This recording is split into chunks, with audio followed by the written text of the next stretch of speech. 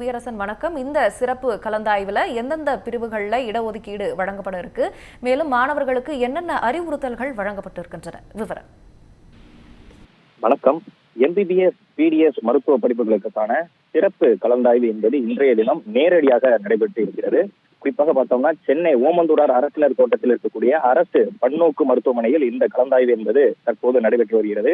குறிப்பாக பார்த்தோம்னா இந்த கலந்தாய்வு என்பது சிறப்பு கலந்தாய்வாக பார்க்கப்படுகிறது. ஏனென்று பார்த்தோம்னா குறிப்பாக ஒரு குறிப்பிட்ட ஒரு மாணவர்களுக்கு மட்டுமே இந்த கலந்தாய்வு என்பது நடைபெறுகிறது.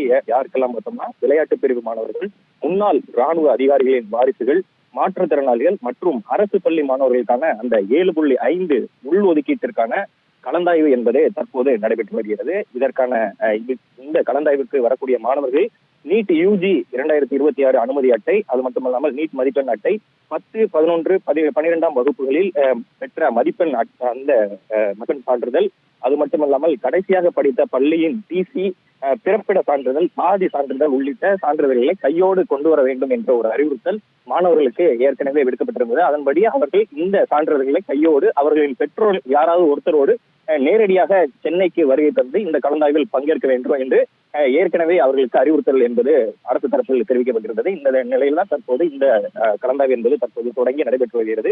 குறிப்பாக பார்த்தோம்னா இந்த விளையாட்டு பிரிவு மாணவர்களுக்கு என்று 15 இடங்கள் என்பது ஒதுக்கப்பட்டிருக்கிறது. அதன்படி இன்றைய தினம் அந்த கலந்தாய்வு என்பது தற்போது நடைபெற்று வரக்கூடிய நிலையில் இந்த விளையாட்டு பிரிவை பொறுத்தமட்டில் 280 மாணவர்கள் தகுதி பெற்று அவர்கள் இந்த கலந்தாய்வில் பங்கெடுத்திருக்கின்றனர். அதில் தரவரிசை பட்டியல் ஏற்கனவே வெளியிட்டிருக்கக்கூடிய நிலையில் அதில் முன்னுரிமை இருக்கக்கூடிய 15 மாணவர்களுக்கு அந்த 15 இடங்கள் என்பது வழங்கப்படும். அது மட்டும் இல்லாமல் முன்னாள் ராணுவ வீரர்கள் வாரிசுக்கு 11 இடங்கள் ஒதுக்கப்படக்கூடிய நிலையில் இந்த கேட்டகரிக்கு பொறுத்த மட்டும் பார்த்தோம்னா தகுதியுள்ள 366 மாணவர்கள் இந்த கலந்தாய்வில் பங்கெடுக்க இருக்கின்றனர். அவர்களில் தரவரிசை பட்டியலின் அடிப்படையாக கொண்டு நீட் தேர்வில் பெற்றுள்ள மதிப்பெண் அடிப்படையிலேயே தரவரிசை என்பது கொடுக்கப்பட்டிருக்கிறது. அதில் முன்னுரிமையாக இருக்கக்கூடிய 11 மாணவர்களுக்கு இந்த கேட்டகரியில் அவர்களுக்கு கலந்தாய்வின் மூலம் மருத்துவ படிப்புக்கான சீட் என்பது கொடுக்கப்படும். அது மட்டுமில்லாமல் மாற்றுத்திறனாளி மாணவர்களுக்கு பொறுத்தமட்டில் 224 இடங்கள் என்பது ஒதுக்கப்பட்டிருக்கிறது. ஆனால் இதை பொறுத்தமட்டில் இந்த கேட்டகரியை பொறுத்தமட்டில் 108 மாணவர்கள் இந்த கேட்டகரிக்கு தகுதி பெற்றிருக்கக்கூடிய நிலையில் அவர்களுக்கு இந்த அதாவது குறிப்பாக பார்த்தோம்னா மாற்றுத்திறனாளி மாணவர்களுக்கான கலந்தாய்வில் அவர்களுக்கான இடங்கள் என்பது ஒதுக்கப்பட இருக்கிறது. அது மட்டும் இல்லாமல் பள்ளி மாணவர்கள், அதாவது அரசு பள்ளி மாணவர்களை பொறுத்தமட்டில் அந்த ஒதுக்கீட்டை பொறுத்தமட்டில் 6ஆம் வகுப்பு முதல் 12ஆம் வகுப்பு வரை அரசு பள்ளிகளில் படித்த அந்த மாணவர்களுக்கு என்று ஒரு சிறப்பு உள் ஒதுக்கீடு என்பது தமிழக அரசு சார்பில் வழங்கப்பட்டு வருகிறது. அதன்படி 7.5% உள் ஒதுக்கீடு என்பது அவர்களுக்கு வழங்கப்படுகிறது.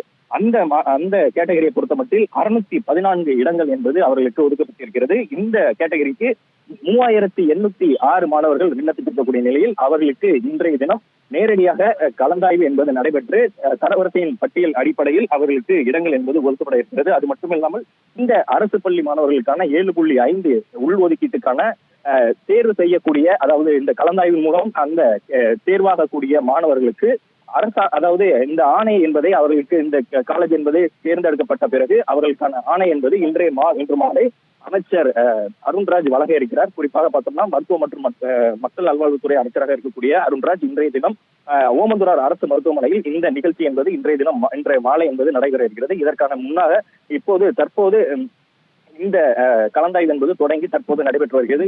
முதலாவதாக விளையாட்டு வீரர்களுக்கான கலந்தாய்வு முடிவு பெற்றிருக்கக்கூடிய நிலையில் தற்போது ராணுவ வீரர்களுக்கான அந்த ராணுவ வீரர்கள் வாரிசுகளுக்கான இந்த கலந்தாய்வு என்பது தற்போது நடைபெற்றிருக்கிறது. அதனைத் தொடர்ந்து மாற்றுத்திறனாளிகளுக்கான கலந்தாய்வு நடைபெற்று அதனைத் தொடர்ந்து கடைசியாகவே இந்த 7.5% உள் ஒதுக்கீட்டுக்கான கலந்தாய்வு என்பது நடைபெற இருக்கிறது. விவரங்களுக்கு நன்றி புவியரசன்.